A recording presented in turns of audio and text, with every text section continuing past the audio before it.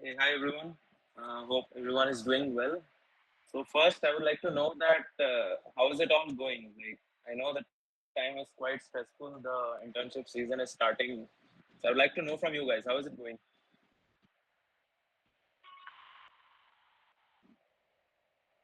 Anyone?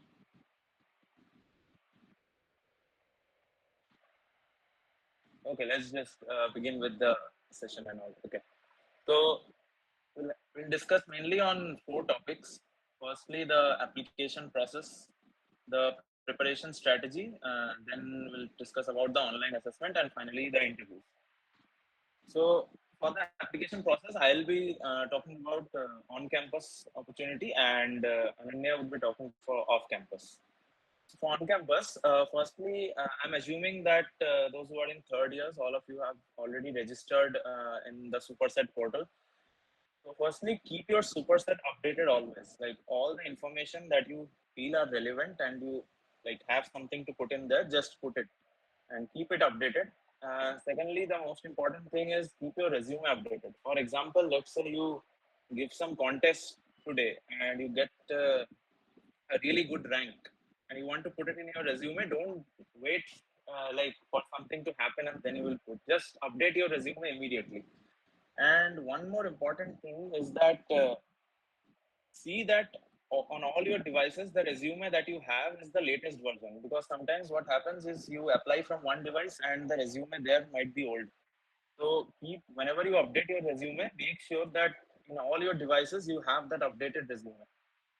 Now, on Superset, you will receive the job listings. Notifications will come now, whenever a job listing comes, no need to hurry because it's on campus and there is no first come, first serve. It's like after everyone fills, then only that is sent to the company. So, no need to hurry. Take your time and fill in all the necessary details. But yeah, one thing is that submit before the deadline because maybe in some cases the deadlines are sometimes extended, but why take the risk? And any problem you have during the all these processes, immediately contact your PRs. They will be there to help you.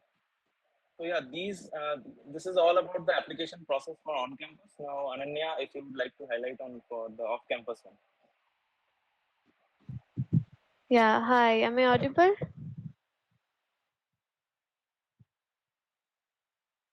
Um, Yes, yes. Yes, you are audible. okay. So hi everyone. Yeah, I can give some tips on the off-campus side. Um, One important thing is knowing all the open opportunities. You can keep track via various Telegram channels or other communities. Even in Quora ST group, people post the opportunities. So always go and check the link if you are eligible and all the criteria is met. And do apply whenever you see or an open opportunity. Um, Also, as Aritra mentioned, that keep your resume updated. For off campus, if you get a POC from that company, always reach out to them once you have a major update in your resume. For example, you applied some 1 month back in a company and you were still in the review phase, and say you got a good rank in a contest, you updated your resume, and you have that POC, contact them, reach out to them with the latest resume because that might help you get shortlisted. That's one thing. Another thing is, unlike on campus opportunities, off campus opportunities sometimes close before the deadline once a certain amount of applications are received. For example, Google has this kind of criteria.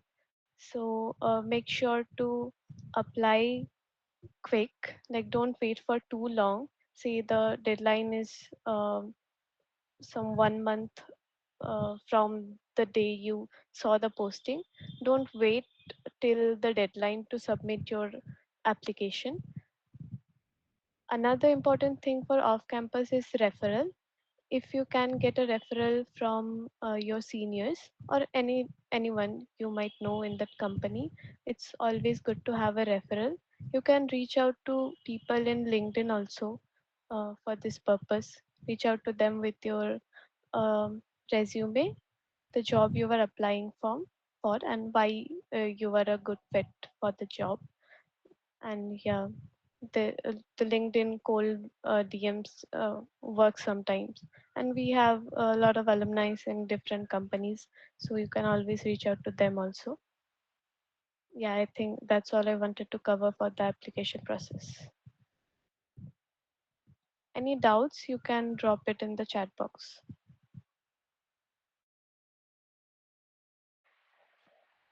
Okay, so let's start with the preparation strategy. I think it would mostly be same for both on and off campus. First of all, always stay prepared for the online assessment. Okay, because the links can be shared to you even like one day before your way. So always be prepared, and whatever you have written on your resume, be thorough with it. Okay, like don't fake anything in your resume, because like your interviewer is smart enough to understand that.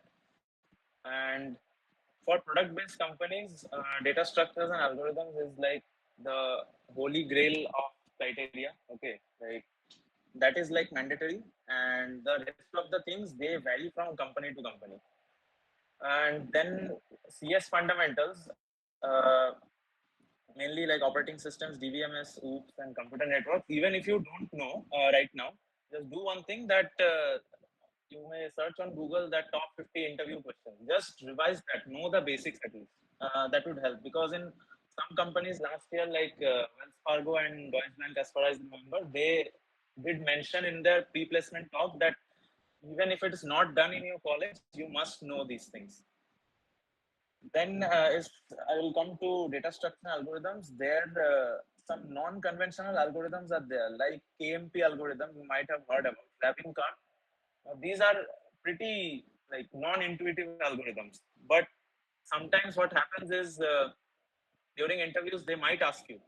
So just a week before your interview, when they are scheduled, or just revise these algorithms once, because if you are asked, you are at least able to say. Then is keep participating in lead code contest, like because in an interview and even in online, and this is mostly beneficial for online assessments, because in online assessments, um, the time is very limited, and you not only have to solve the problems, you have to solve both the problems, and you have to solve it the quickest, because now it's very competitive, and almost everyone is trying to solve both, like all the questions. So even like 5 6 years back, as far as I remember, even if you had solved like one and a half questions, that would be enough. But nowadays it's like you have to solve all the problems, and you have to solve it the fastest. Then for the interviews, uh, prepare a proper introduction with all the information that you want to tell to the interviewer, and keep it short such that it's completed within like 2 to 3 minutes. Don't stretch it too much. And then let's say for a particular company you get the interview mail. So for the coding problems, revise the problems based on that company. Okay, whatever the company had asked in the past few years, just revise those problems a bit, just in case, because if you get a common problem, that would be beneficial for you only. You'll be able to solve it pretty quickly. And one important resource is the lead code discuss section. Like there you will find a lot of online assessment questions that have been asked before, but mostly you won't get common. But let's say if you get by any chance, then it would be beneficial for you only. And I think that's it for the interview preparation. And one more thing is that try practicing in a text file. Like when you are coding, no, don't use that inbuilt intelligence. Try writing your code in a text file or a doc file, and put the indentation manually, because for some companies, the platform that they give you for coding during the interview, there is like no auto indentation and auto complete and all. So it would be beneficial if you practice that way. So yeah, that was with the preparation strategy. Ananya, I should like to add something to it. Yeah, I think Aritra has covered most of the things. One tip I would like to add is in the interviews, when you get a question, don't straight away jump into the solution. Ask clarifying questions to the interviewer, and once you are confident that you understand the question, then only you start solving it. And while solving, um, use the code and talk and code, whatever it's called. Talk your solution and simultaneously code it so that your solution is conveyed to the interviewer correctly. And also communication is very important, so communicate well. Yeah, that's a tip I would like to add.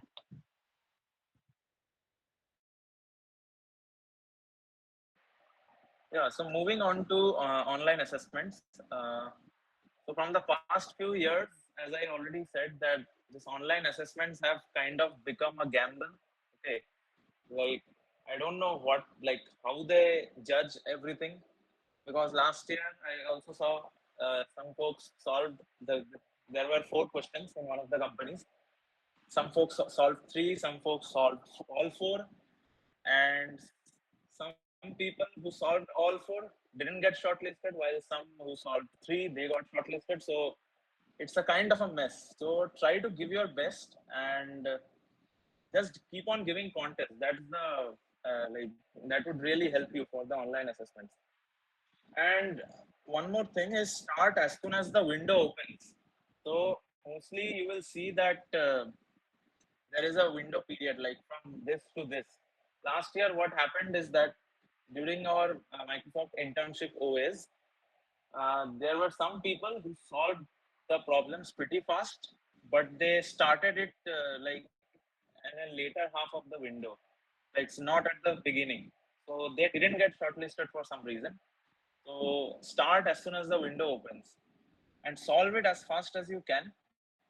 Mostly in the online assessments, your code quality doesn't matter. If you can come up to the solution, that's what matters the most in online assessment. Now, if you have solved all the problems, don't wait for the test to end. Just submit it. Okay. If all the problems are solved, then don't wait for the timer to end. Just submit it. And do not adhere to any unfair means, because if you get caught, then you might even be banned from the placement season. And during like while giving online assessments for all your devices, turn on the do not disturb mode, as what happens is all this online assessment platforms are pretty advanced. They not only track what you are doing on your screen, but every single keystroke. So if somehow your phone and your laptop is connected and your call is also showing up in your laptop, that will get recorded as well. Every keystroke, every copy paste you do, everything gets recorded in this online assessment platform. And then find a distraction free environment, I will say, for giving the OA, because during the online assessment you need like absolute focus. You may go to the library and all, and you can like find the distraction free environment and give the online assessment. So yeah, that's it with the online assessment. Ananya, if you'd like to add something to it. Yeah, I think you have covered most of the things. I would like to emphasize on the do not disturb mode. Uh, Also, you can turn off the pop-ups you see on your browser. That's a very important thing. Some systems log you out once some kind of pop-up is shown. Turn off the notifications in your laptop. Yeah, and don't keep your phone and laptop connected during the online assessment. And also make sure if the assessment is proctored, like if the camera is on, you are always in the center of the camera, you are not moving too much, because I think they track the frames and all. If you are away from the camera for too long, they might not consider your submission, so keep that in mind.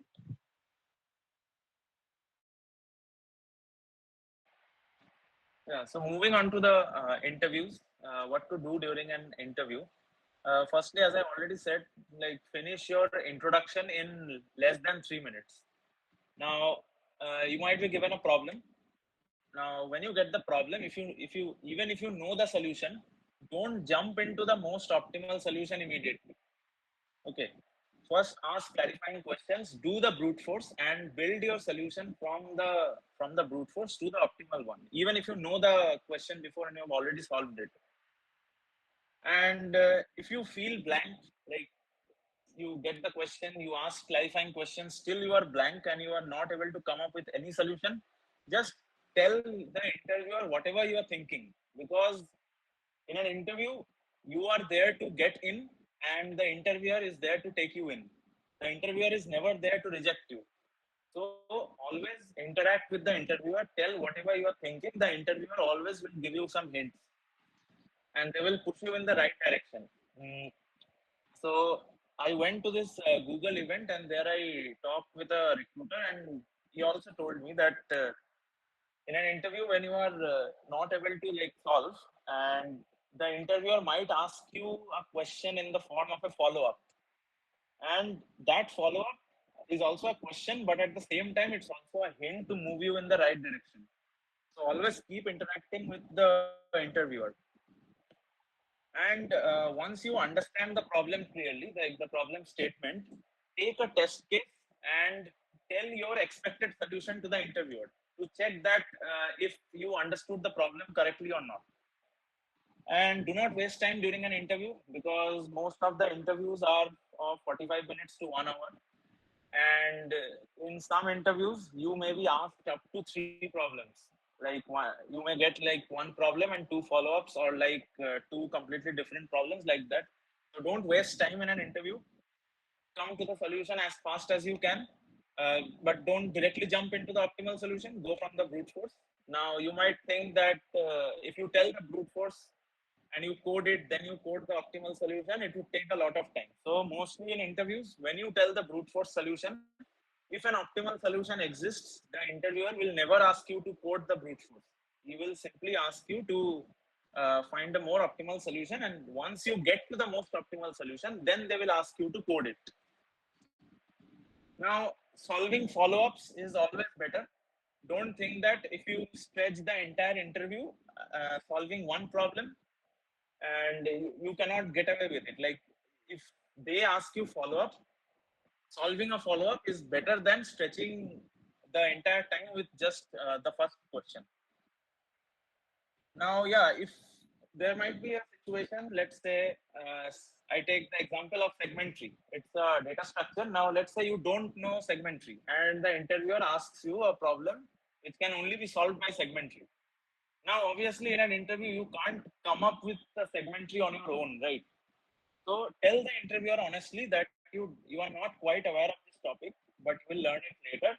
And in most cases, the interviewers will change the topic, or even in some cases, they might even ask you which topic you are good at. Just solving the problem is not enough. You have to, in an interview, you have to act like you are teaching the interviewer the problem, just like a YouTube tutorial.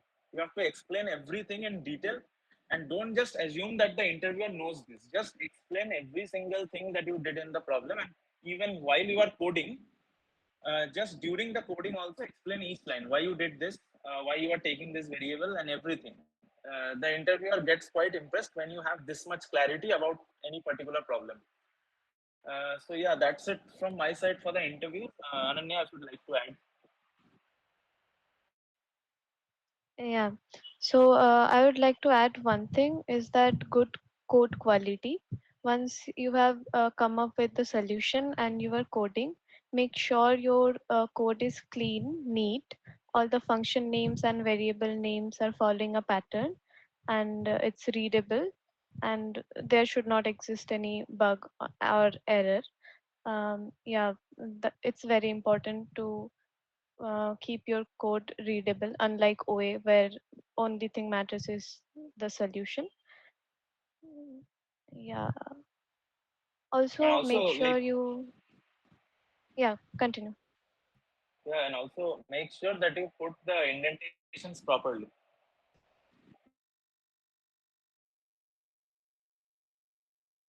Right. Another tip I would like to give the juniors is you can opt for mock interviews, like from your peers, your seniors, or anyone you know. You can try to give one or two mock interviews before your real interview. This might help like uh, understand where you are lacking in the interview process, and you will have time to improve those. Okay, and one more thing. At the end, like once the interview is done, the interviewer might ask you, like, if you have any questions. Don't just say you don't have any questions. Take the time, interact with the interviewer, get to know regarding the company, the various internship projects there are. So yeah, that's one more thing. Thank you.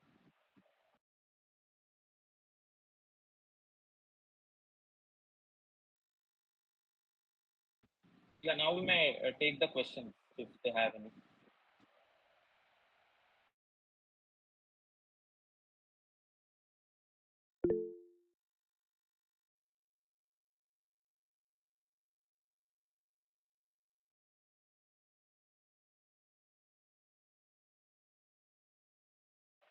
Okay, so we have a question from Alekhya Sarkar. What's the best way to master DSA in a short time, and what one should do in second year to add something glorious in his or her resume, which can make him or her stand out to get selected in some good internships at the start of third year?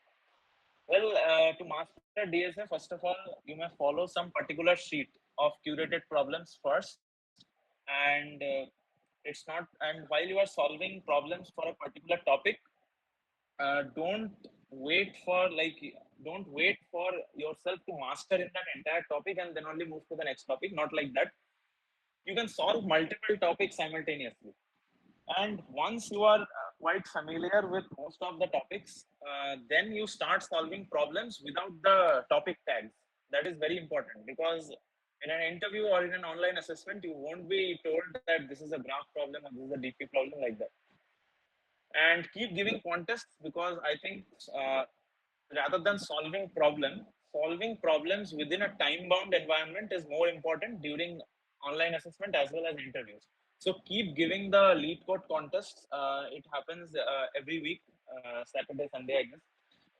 And yeah, lead code contests are like the most closest representation of an online assessment and also an interview. So give those contests. And for something glorious, I would say you can participate in hackathons and stuff. And also, every year we should try for the ICPC at least. You might be able to go to the regionals, and that is a really prestigious thing to add in your resume. And yeah, you may also try to do some open source contributions as well. Yeah, that's it. Yeah, also a good project can be a nice addition to your resume. Yeah, you can try to build skills through building process projects, and good projects are always very important in your resume. Yeah, and one more thing for the projects, don't just make clone projects. Okay, you may follow some YouTube tutorial, but follow it and then add some significant features from your side. Don't just keep the same project as it is from YouTube, because you are making that project, your peers are also making the same project. And when some interviewer sees this, uh, you know what might happen. Like, it is a bad impression. So try to add your own features, even if you are following some YouTube tutorial. Yeah.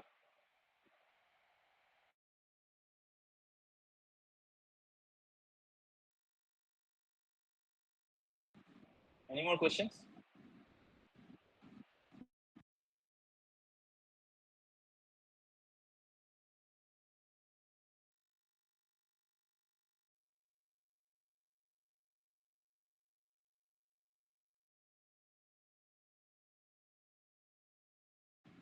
Okay. See.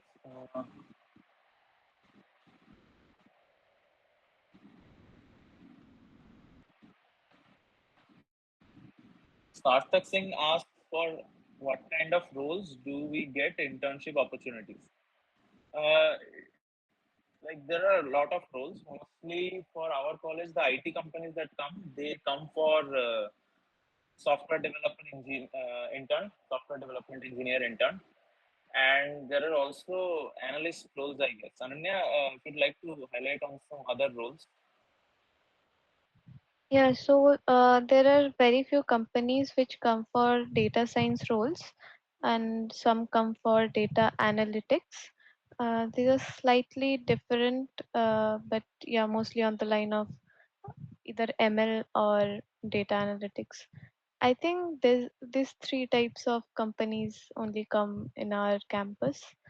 In off campus, you can also find roles specific to maybe cybersecurity or what else I can't remember, but there are also some niche categories too that you can find. Some startups may have specific internships for maybe Java developer or Android developer, this kind of things, but you can unify them like as software engineer developer only.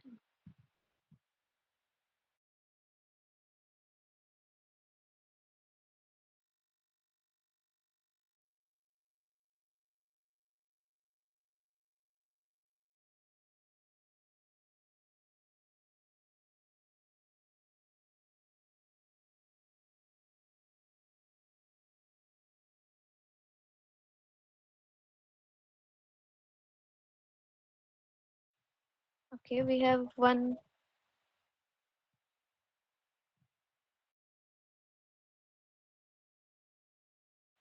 Okay, I'll take this up. Um, It totally depends on the significance of the project. If you are making a very large project for a span of like 2 to 3 months, and you think having some collaborators will like make the process easy and the project better, then I think going with a group is okay. Um, but while developing your skills, solo projects are kind of necessary. Those might not be very good projects, but gives you a head start to start on a group project. And there is no such thing as solo projects are more beneficial or group projects are more beneficial. It depends on your need and maybe your goal as well. Also, you can reach out to professors as well for different projects. Though they mostly focus on research based projects, you can also approach them with some project ideas you have that might not be too related to their research domain. And I think they will be happy to help if you have a goal or idea for a project.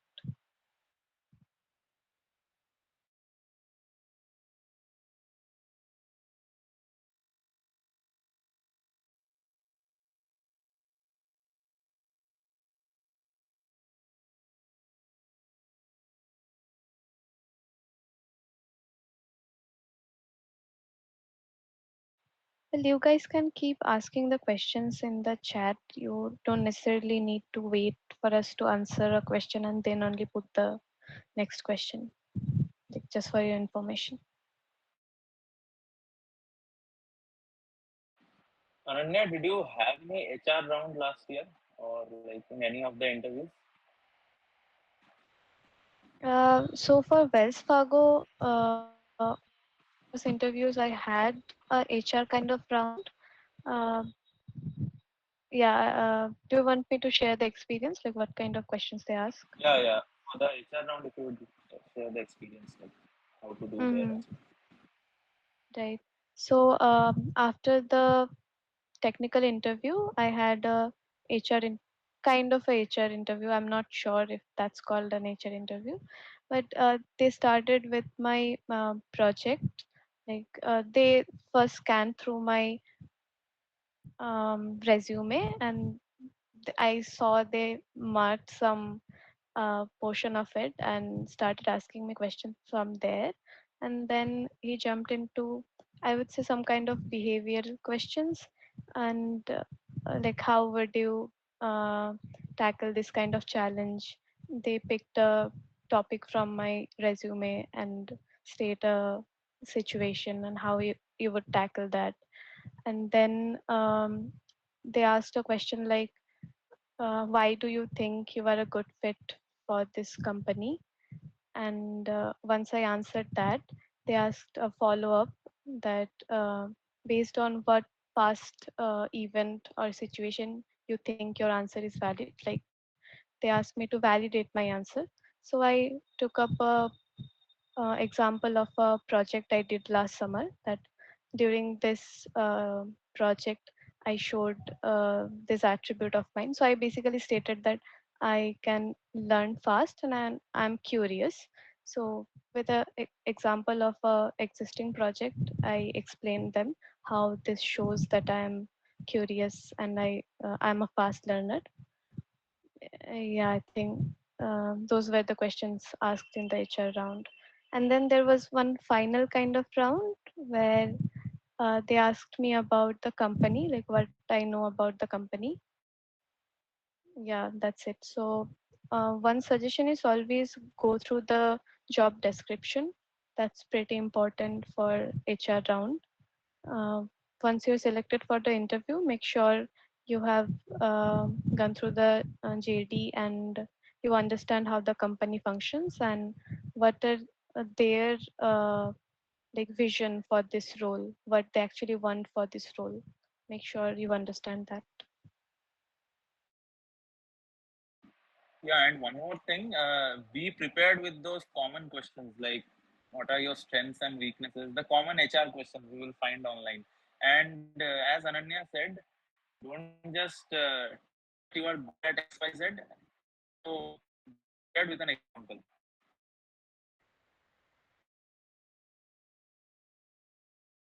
So we have a question in the chat. Is it fine to know only?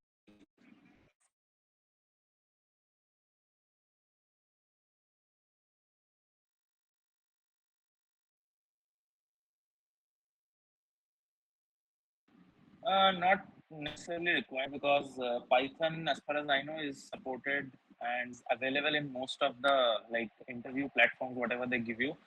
And like Python, C++, and Java, these are like applicable everywhere. So you need not learn C++ just for the interviews and all. So yeah.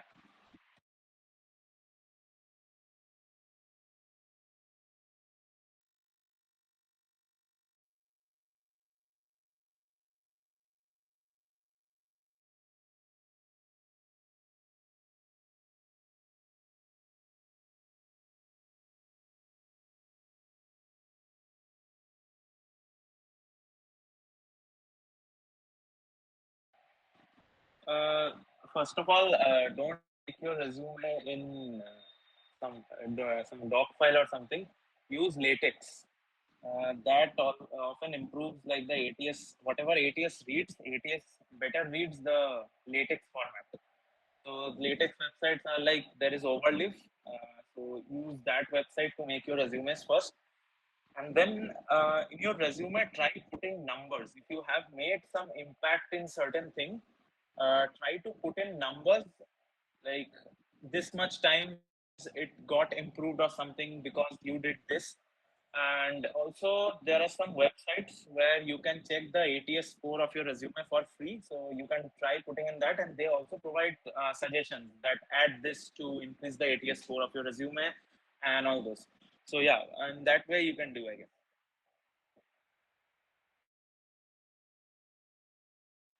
Yeah, also make sure to customize your resume for company or role specific, like for a company or for a specific role. Like know what is important for them, what kind of candidates they look for, and for a different role, so obviously you should prioritize certain sections. Yeah, make sure to do that before you submit your resume.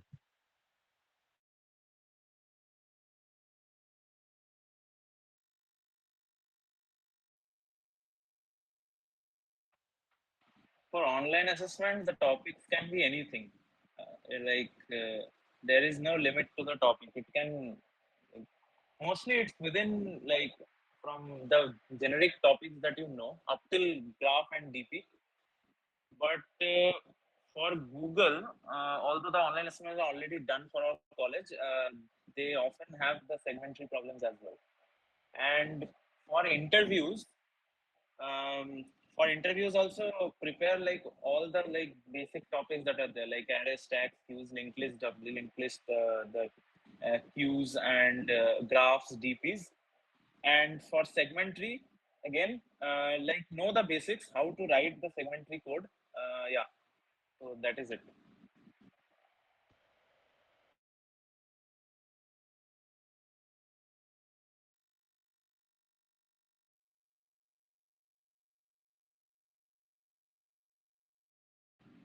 Yeah, you can mention it in your projects only, and it would be a collaborative project. So it also has like it also highlights your collaborative efforts with your peers to develop the project that you can put in your resume as well.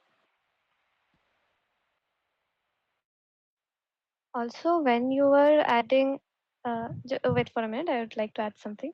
When you were adding projects to your resume, make sure to highlight what you did in the project, not only what the like outcome of the project is. Like, say you made a chatbot, so you mentioned a chatbot project. Our chatbot does this, but what part of this chatbot you developed, and obviously you should mention the tech stack and all, but yeah, don't just mention the generic stuff about your project. Add what you did in it. And yeah, one more thing is that it's always better to have a live version of your project deployed somewhere where the whoever is screening your resume, if they want to check it, they can play around with it. Or if you can't deploy it somewhere, then at least have an unlisted YouTube video link in your resume for that project. Yeah.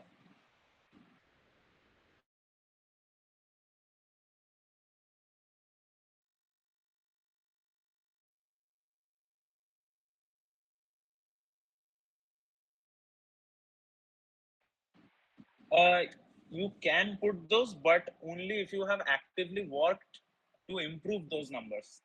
Because every website will have some numbers that come out of Lighthouse. But if you have actively did something in your project to improve those numbers, then only you should mention those.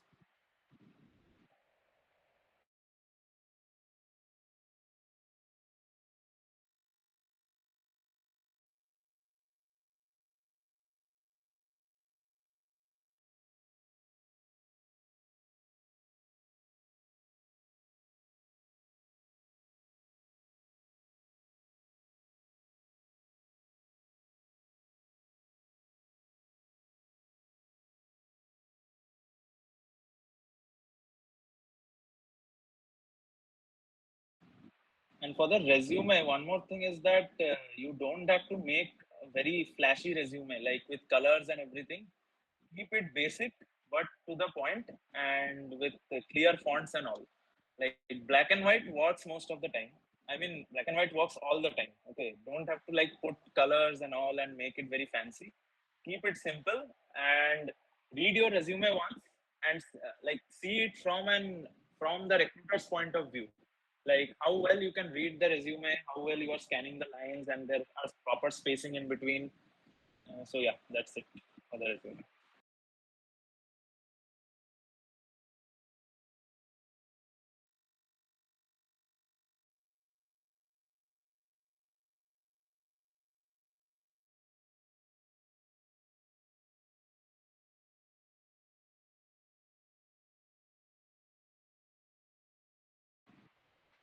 I will share my experience. So, in Microsoft internship interview, I had two rounds. In the first round, the interviewer clearly mentioned this is a fully data structures and algorithms round. So, there I wasn't asked anything about my project. But in the next round, it was like 50-50. So, the first like 20 minutes or so, I was asked about my projects in detail. And then it was DSA. Yeah. And it varies from company to company.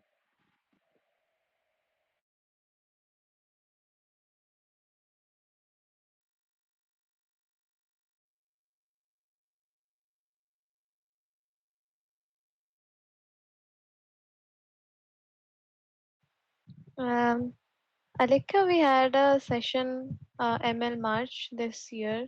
You can check out the resources from there. We have listed pretty much all the resources you can follow.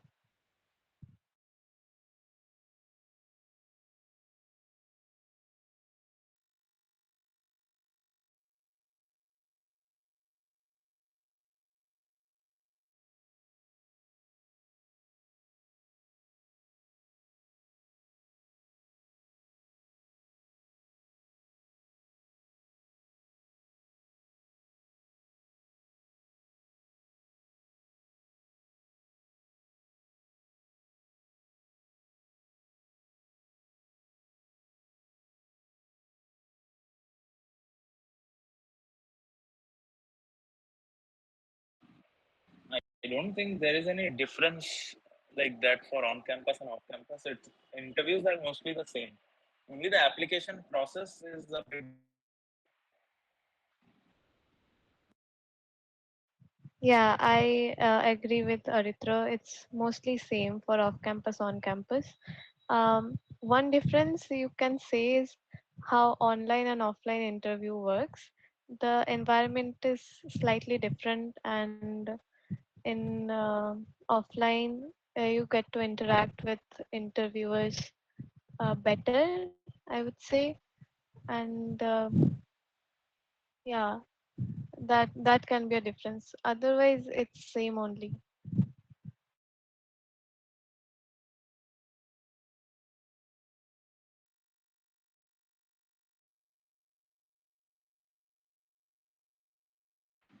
I mean, it depends on the problem mostly. If it's a hard problem, then at least spend 1 hour thinking about the problem and trying out all the like whatever approaches are coming in your mind, and then don't see the solution. First, see the hints that are given. On lead code, you might have seen that they have hints also at the bottom of the question.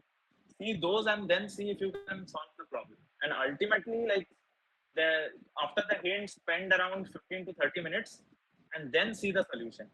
And even after seeing the solution, if you understand everything, don't just leave it. Close the solutions tab, take like a 10 minutes break, and then code up the solution yourself. Yeah, that is it.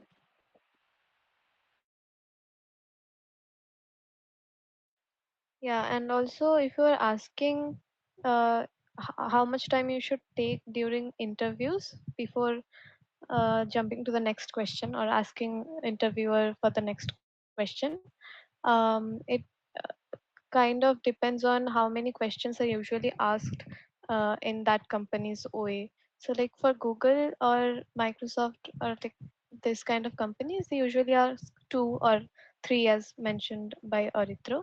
So, the time breakdown comes to 20 minutes for each questions, right? So, if you are struggling with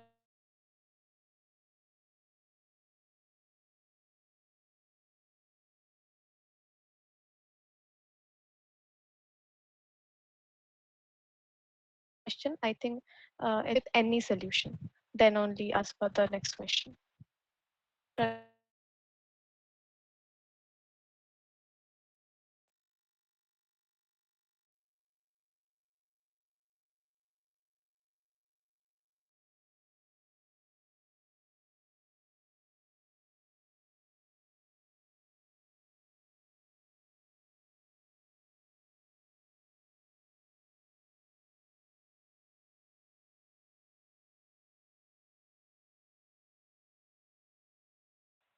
Yeah, for second years, I don't think there are any on-campus opportunities as such.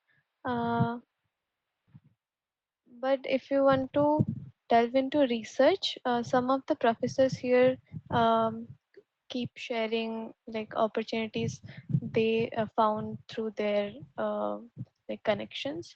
So you can reach out to the professors in our college, and they might have some like opportunities.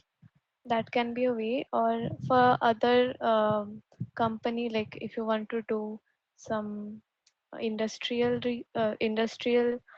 internship, I think it's only off campus for second years.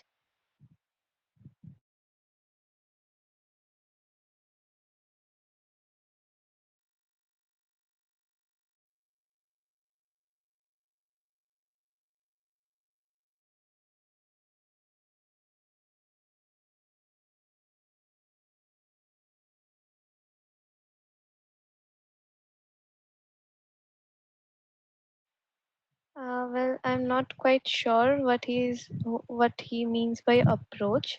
If you were asking how to like apply for off campus, there are quite a few channels. One is the career page of the company.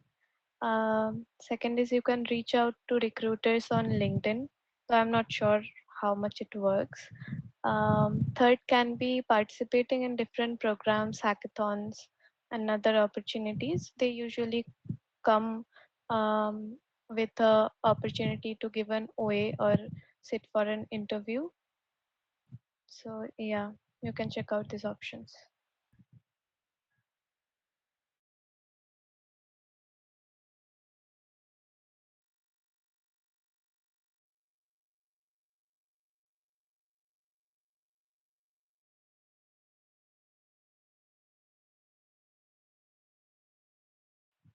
Okay, there is one question from Alikya.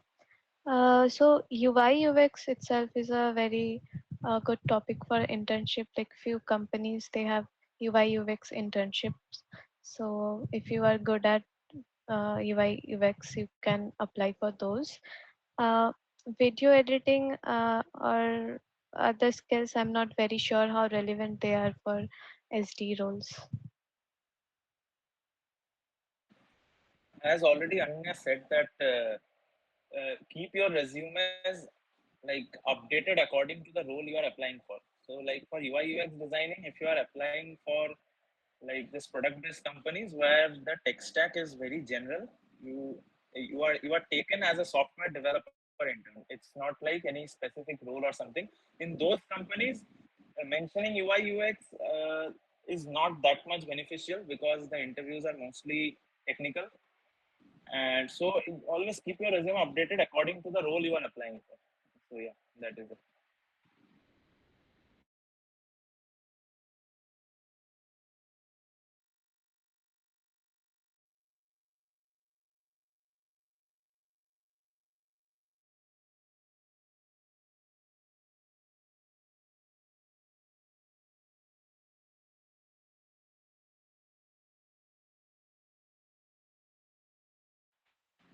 You can write, that's a good thing. How much it will help, I'm not quite aware of. But yeah, that's a good thing to write in the resume. Yeah, like any achievement you have, try to place it in your resume, even if it's not super related to the role you are applying for, but that kind of shows that you have that kind of talent or whatever it is, like you can do stuff, you are good at something. And also gate cs is, I think, pretty related to this because it shows your fundamentals are very clear, you are strong with cs fundamentals. So yeah, it's a good thing to write, in my opinion.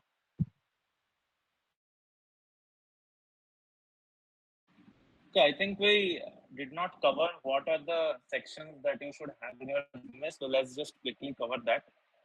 Uh, Firstly, you should put your education at the top.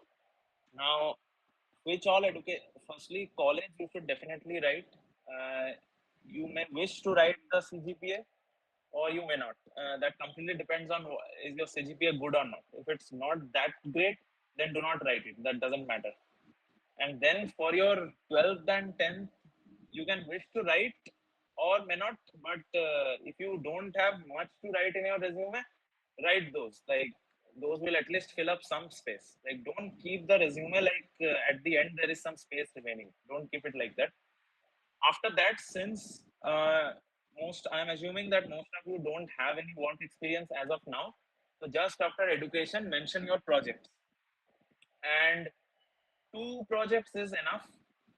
Like I would not suggest putting one project. Like two projects is pretty standard. 2 to 3 projects. Okay. And after projects, then mention your skills. So and the skills that you mention in this section, those should resonate with the projects that you have mentioned. So what will happen is that person who is screening your resume, once they read through your projects, whatever you have mentioned, and then when they come to the skill section, they will be able to relate that to the projects that you have made. So that is a good thing. And in the skills section, only write the things that you are very confident in. If you are not confident about something, do not write it. Let's say, for example, the CS fundamental subjects. Since if you have not yet studied in your college coursework or something, then don't write it there that you did all this. And also, some college subjects are there like finite automata and stuff, and I've seen people writing those in their resume. So what happened last year was, during our Microsoft interview in the second round, someone got asked from definite finite automata just because it was written in their resume. So don't write coursework just for the sake of writing it. Only write it if you are very confident in it. And at the end, you can put your achievements. And in the achievements, if you are applying for a product-based companies where they are hiring you for a technical role, put your technical skills at the top. Try to highlight your technical skills as much as possible, and then you may put your other skills if there is space remaining. So yeah, and also at the top of the resume, your name should be pretty clearly visible in large font. Below your name, there should be mandatorily your phone number and your email ID and the place where you are from applying from. Let's say this is Bengal, so West Bengal, India. You can mention something. You can also put your LinkedIn profile link and the GitHub profile link, something like that, just below your name. So yeah, I will quickly go through it one second. First will be your name, then your details like phone number, email, and LinkedIn, GitHub, or like your location. Then you will put your education. Then, if you don't have work experience, then you will write your projects. But if you have a work experience, then before the projects, you should mention your work experience. And so, okay, so you have the projects now. After the projects, you will have your skills, and after that, you will have your achievements. Now, let's say you gain some work experience and you want to put it, but because of your projects you don't have space, so what should you prioritize? Obviously the work experience, because a work experience at a company is much more is much better than a project itself, like your own project. So if you don't have space to put in your work experience, you may remove one of the projects and put in the work experience before the project. So yeah, that is for the resume structure. If Ananya would like to add something, you can go on. Yeah, I think it's mostly covered. One thing I would like to add that try to space optimize your resume, and even after all the space optimization, if you see that you can't fit all the necessary contents in one page, it's okay to have a two-page resume, because I have seen people using two-page resume and not miss out on any content. But if you are using a two-page resume, make sure that the second page is also like quite full. It's not just one or two lines. So it's always try to fit it in one page, but if it's not possible, you can go for a two-page resume.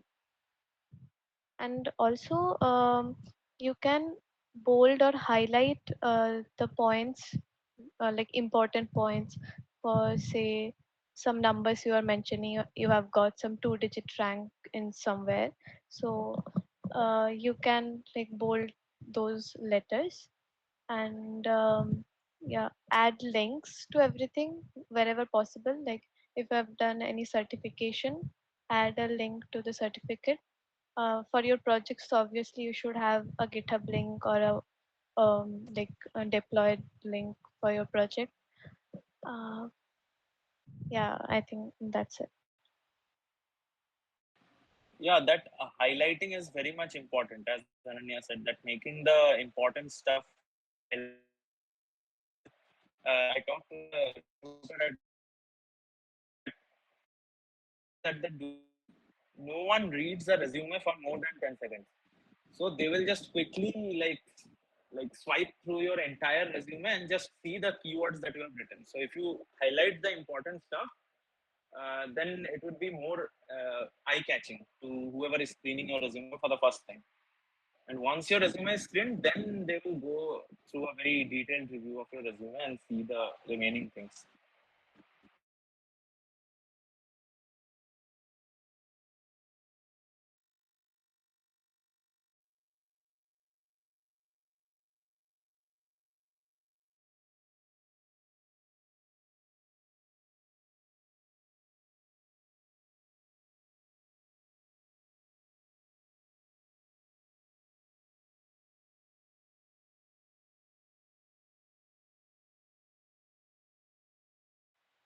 Okay, I would like to add a last tip for all the juniors. During your OA preparation or interview, uh, one very important thing is you need to stay very calm, and you need to be confident, and confidence comes from practice, knowledge, everything. So make sure you are putting 100% of your effort, and you have tried your best. Then only you will be confident to face any challenge. And yeah, staying calm during interviews is very important, because I myself have messed up interviews because of nervousness or stress. So whenever you enter the interview room or enter the meeting, take a deep breath, and just take it as a challenge, not as a life changing meeting or something. It's just an interview. That's it from my side. Yeah, on a similar note, uh, don't think about what people will think if you don't crack this opportunity. No one in college will think anything if you don't crack a particular opportunity. It's not like school. Okay, in college everyone is very supportive. That is what I have seen. So don't think about the external factors that could affect you. Control whatever is in your hand, because in an interview it's always 70% your hard work and 30% it's always luck. You can't control the luck. So don't stress out. There will be ample number of opportunities, and rejections will make you stronger. Believe me, rejections will make you learn a lot of things. So don't think about what people will think, and I did not get this. What they are thinking, what my classmates are thinking. I might not be that good. Don't think about all those things. Just give your best.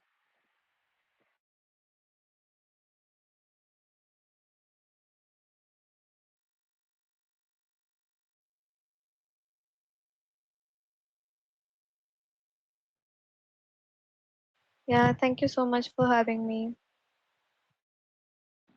Yeah, it was great talking with all of you. Thank you.